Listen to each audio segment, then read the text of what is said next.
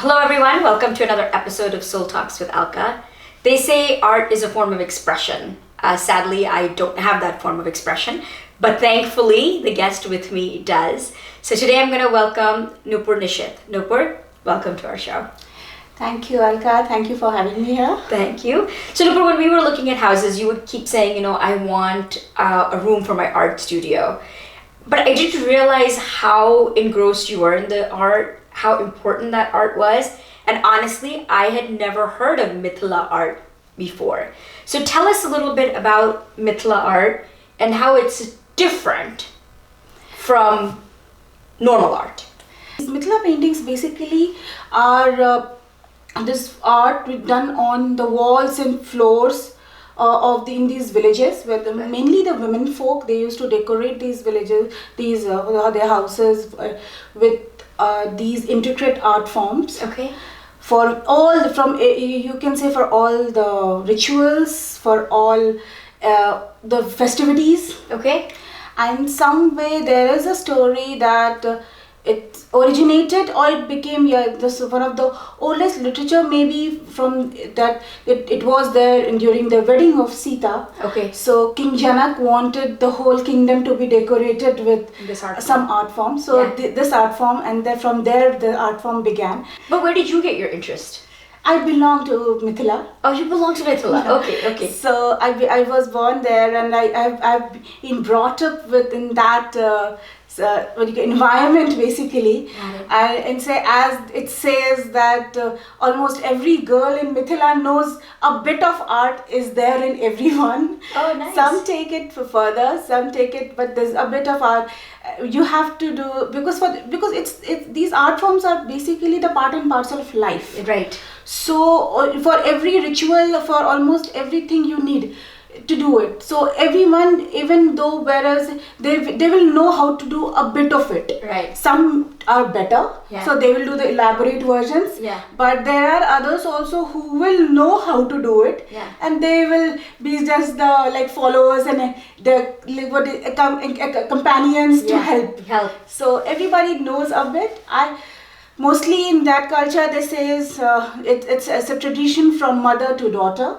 So most of the girls, they learn it from their mothers and grandmothers. So my mom actually, she also learned it from her mother, and also she is always very intrigued that how these actually, you'll notice this art form has lots of details and lots of symbolism attached to this. So she was very intrigued to know why is this symbol, what is the meaning and all of every motif, and how do we use it. So what happened when she was deciding for a PhD topic, she's like, why not let me, because she was a history student, she was like, why not let me study the history of mithla art. Wow. So, and she was a very good artist, though she never went professionally like commercial artist, she never took it as a profession, but she's a very good artist. But then she wanted to know about all these, what are the meanings of these motifs. Yeah. So she went on to do a PhD on that topic, on mithla, in the history and traditions of mithla art. So, and that is where she learned, and she was the first PhD on any topic in mithla art. So in those days also, it's almost more than around 30 years back. Wow, so this is in your genes. Yeah, I guess that's what I told you. It's in the genes of every Mathil girl that they have to do a bit of it. Some do it elaborate, some do it basic, but everybody knows it. So when you came to the United States, you got married, how did you think you were going to take this art form further? So initially it started, I didn't know that I'll do it professionally, this will become a profession around, but I was like, let me concentrate on doing as it is, as I was doing earlier also. So I started painting again after a while, and then it was slowly. So I did some local shows. The local art group, there were some shows. I did some that, and then I came to know that because of my dependent visa, my husband changed his visa, and because of the dependent visa, I can't do any professional work. Oh, okay. And probably that is a thing with a lot of people, ladies or men also, who come on dependent visa. They are not legally allowed to work in this country. Right. So for a couple of years. So that was a phase. I was like, okay, what can I do now? So I was like, okay, the profession apart, that was also one of the reasons. My art can always continue. I'll paint for myself. Right. So I used to paint for myself in those years, and I used to blog about it. I used to post it on social media. Wow, so you made lemonade out of lemons. So I was doing, so I was there everywhere. People knew about my art. They used to ask me, okay, can you do it for us? I was like, I can't do it right now. Maybe in future, we don't know. And those days I didn't know what is the future ahead, because we don't know when will I be allowed to work again, and all those stuff. Luckily, some few things changed, and in 2015, we got that permit that we can work. So that way, I was like, okay. Then I again started. So that was again a time where I was like, what to do? It was like a point whether I should go into some 9 to 5 kind of job, or since I am legally allowed to work and have this thing, or I should pursue my arts. There was also things like, why don't you do web designing or graphic designing? Because I was really good with computers and everything. I have a certification also, and I'm a management graduate. So I have all those backgrounds with me. So I was like, I could do a lot of stuff. I had lots of options, for many years. And art as a career has lots of struggle. Yes, it's a long process if to gain recognition in that. So that was something we didn't know what lies in future with me. So when that is actually the truth, right? In art, you don't know. You have to really get ahead to be known. Where does that come into play? Where you say, you know what, should I give up my passion to pursue a monetary goal? Where does that? How did you make that decision to say, I want to pursue my passion and not worry about? That was there, because everywhere it was like, okay, since my husband was working, we didn't have to worry about the bread and butter part. Yeah. But still, I was always very keen about my career since childhood. Everybody in my family, everybody has been very career oriented and on. So I always wanted to have my own passion and a career. So that was always there, because initially you don't earn. You don't earn money in this, or even to gain some recognition. Also, it's a long way. But for me, who had no idea about the art industry, how it works, it was like I just knew how to paint, but I didn't know the business part of art. Yeah. And art is also the commercial art is a business. So I knew business as a business, but I didn't know business of art. So, but then that for my background, that helped me, okay, let me now figure out how this thing works. Yes. So I started visiting exhibitions, I started visiting galleries, I started talking to artists and gallery owners and all, because initially I didn't even know, okay, how to present my art, how to talk about it, what all do you need to paint, how to get into an exhibition proper, a big exhibition. So, and those things were initially, right. So the whole of probably say the 2015 went into that. 2016 was when I formally, the first time I started applying to art competitions and all. Unfortunately, in my part, it happened. I happened to win an award in my first exhibition. Oh wow! Okay. And the first, that's good motivation. Yeah, first competition basically, and that competition happened to be a nationwide juried show, and the juror was from a curator from MoMA. New York. Wow! So she chose my painting amongst the top 13 as a top 13 painting amongst all from US. So that was a huge motivation, because my painting was very different. It was like a folk art from the villages of India. And that painting was actually very much inspired and very much traditional style. But presentation, and when we talk about that themes and all, till then I started learning about themes and also started working on themes and all. So that part was there, but so that was a big motivation, and I was surprised. I was like, okay, this is something that I can do finally. Yes. So that helped me out. That's a big morale booster. But then you had a baby in the process, right? Yeah, and it was just next year I came. So by 2017, I decided, okay, I've started doing some shows and all. And a lot of people had been contacting me. Why don't you do classes and all? I was like, okay, I was looking for a space. I was living in an apartment, and I was like, where to have it? And I needed a studio to paint also. So I just where I was staying, there happened to be a commercial building just across the street. I spoke to those guys and I hired a studio. You become a business owner. And it was a proper, like I legalized my business and everything, registered, everything was there. Like illegal it was there, but registered and LLC and all, everything. So all that happened, and within a month I came to know I'm pregnant. Oh. So it was just at the same time. Yeah. So that was like, and that year actually I was like pre-booked for a lot of things already. I had a solo show coming up, I had some art fairs, and there was so many exhibitions coming up, and I was pregnant, and I was like, so that was a phase where I thought, okay, now this is something I have to like, maybe, I don't know, where I need to slow down, I need to do what, because there was and I had some complications during the pregnancy because of that. I had multiple doctor visits, and so that was also taking a time. And then it's like, and I was working all this thing. I was working almost till the end. So someone saw the galleries. They asked me, it's like, can we have one more painting? Can we have more?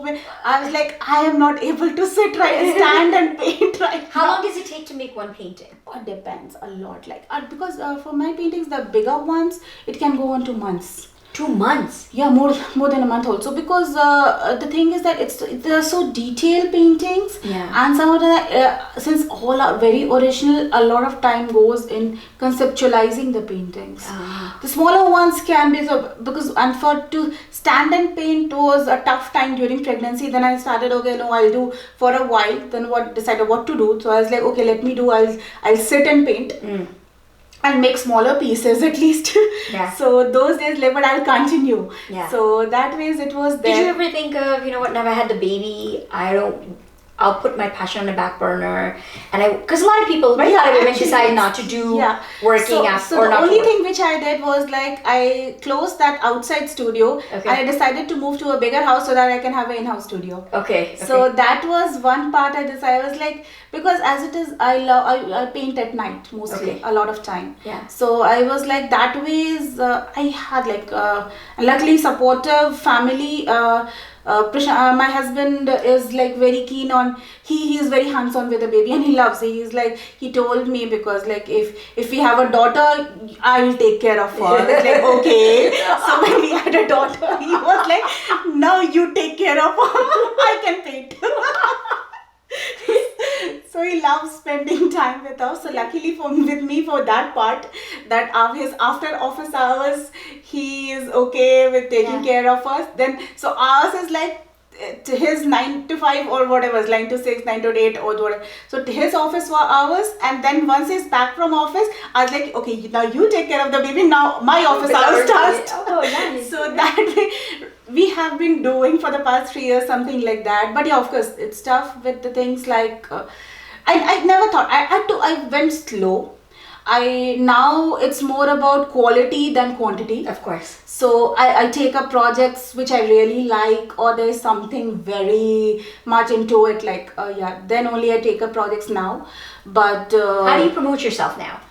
I have social media, website, and those things have always been there, and that has been a good. So luckily, what happened? I painted few stuff which, like I painted a piano. This was before pregnancy, it's the same year, and it was like displayed at various locations. It went on to museums. I saw that place, because that's what I looked up to see what exactly that you do. So when I saw it, I was like, oh my god, this is like all over the place, this piano. That piano was a lot of places. Then piano went to Asian Art Museum and all.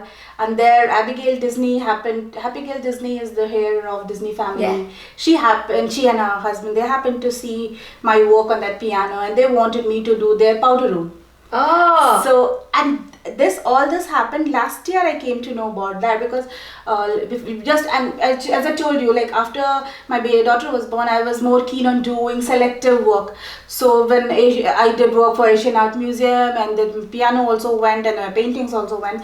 So after that, when they came, I was like, I got an email that that Abigail Disney wants her powder room to be painted in this art form. And that was like, oh my god, I have to go and paint. So my first reaction thing was like, where will my daughter be? Yeah. So like, shall I take up this or shall I not take up? How to let, because before that a lot of stuffs I was letting go because I can't step out to work. I was like, if whoever used to give me any job, I was like, if I can bring it to my house and paint, I can, but I can't go out because where will I leave her? Right. And nor I can bring her because she's too small. So I don't like keep her next to those paints and all everything. So then what happened with the bathroom? So I did the bathroom. You did the bathroom. Okay. I did the bathroom. So that was another and then I told her first thing, like, this is my situation right now. She's like, it's okay, you take your time. So I hired a babysitter because my daughter had anxiety, stringent anxiety in those days, those times it is there. So she took some time to adjust to a new person. So we used to have, for like around a month or two, I had a part-time babysitter come and be with her, so that once she got familiar with her, it's like, okay, now I can do it. So then I took 2 months to make it, and then also I was like, I didn't do it full time, like I used to go 4 days a week. Okay. So that like 2 or 3 days I used to be with her, like few days with babysitter, 1 day with dad, and all this we did. And then I used to do like, was going to her place in Manhattan and coming back, all those things took time. It used to be long hours for me, waking up at like 6, and I was working like when I used to come home, and I was painting for my another solo exhibition that year. Wow. So I used to work there, come back, be with her when she goes for her nap, and like when she goes to bed. After that I used to paint for the other projects because I had a solo show coming up, and a couple of exhibitions after that. So that phase was very hectic again. Like, wow, I was like, what to do? But then that's fun. That's part. That's fulfilling though, because you're fulfilling. Once everything is done and she appreciates art, that's a good part. Yeah. But like, so if someone wants to buy your painting, where does someone go to buy your painting? Because it's not something that's displayed. It's very custom. It takes time. Where does someone go to do that? So I have my website. Some of my paintings are recently we have put on artsy.net, and apart from that, social media, it's always there. It's there. Like on my Instagram, I have an Instagram handle, Creative Mithla. Okay. And Facebook also, Creative Mithla.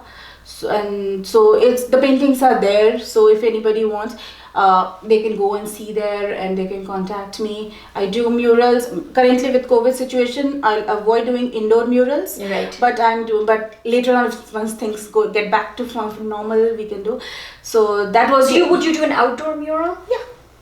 Oh, that's interesting. But yeah, I will do. Have you done an outdoor mural? Yeah, I've done. I'm like, not over here, but earlier I've done outdoor murals. Okay. And over here also we have done. We have worked on a couple of projects which are done now. So like I have done some structures, like there are those 3D Animodules they're called. There is an organization in Newark called Bharat Foundation. So they have these 3D structures.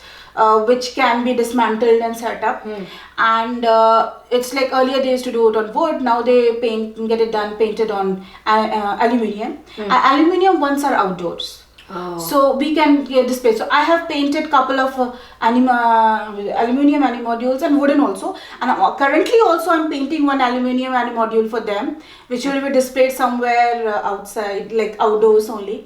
One of those small pieces went to Nassau County Museum of Art in Long Island. Oh, nice. And Dr. Harvey Maines of Harvey Peace Foundation, he has one of those pieces at his place now.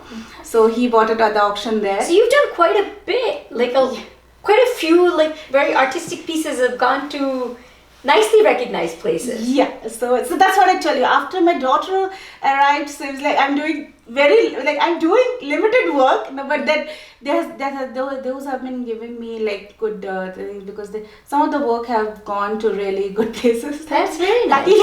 That's right. So for women who have a child, are home, think that their passion cannot get ignited, cannot do what they want to do because now they have a baby or now they don't work or cannot work, what would be your piece of advice to them? So I'll say that, so this is the best opportunity to explore what your passion is and how you can take it further, because before that you might be working in a job, a 9 to 5 job or something, and you never got a chance to explore your passion.